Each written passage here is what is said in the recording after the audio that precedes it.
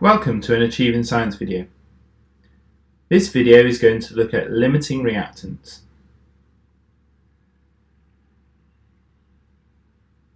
So, when there are two reactants in a chemical reaction, it is very common for one of them to be used in excess. Well, when is this done?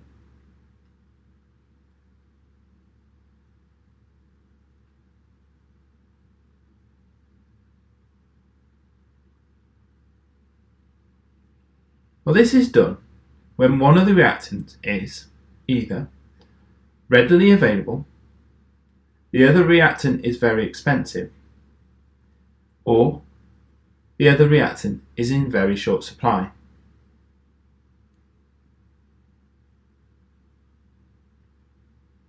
So let's have a look at an example then. So when we burn fuels in oxygen, the fuel is expensive, yet oxygen is ready to be available from the air. Therefore, when we burn fuels, we tend to use an excess oxygen, therefore ensuring that all of the fuel burns. This is done so we try to get the best value for money that we possibly can.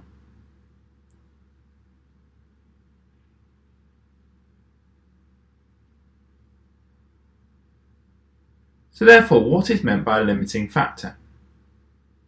Well, the reactant that is not in excess is called the limiting factor. In this case, the fuel would be the limiting factor.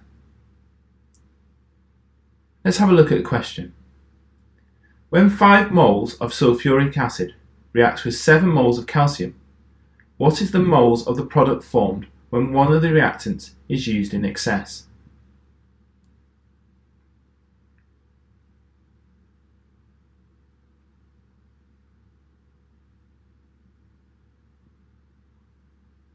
To tackle this, we first of all need to write a balanced equation for this reaction.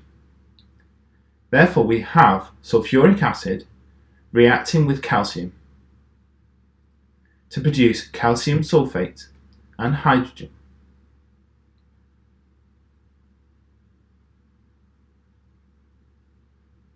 From this equation, you can see that 1 mole of sulfuric acid reacts with 1 mole of calcium.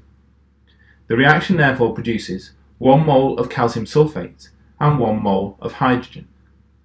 Therefore, there is a 1 to 1 to 1 to 1 ratio. So, as sulfuric acid and calcium are both in a 1 to 1 ratio, the 5 moles of sulfuric will react only.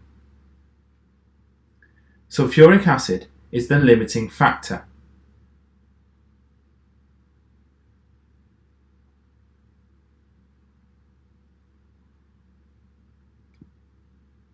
Because of this then, the maximum amount of calcium sulfate that could be produced is therefore 5 moles.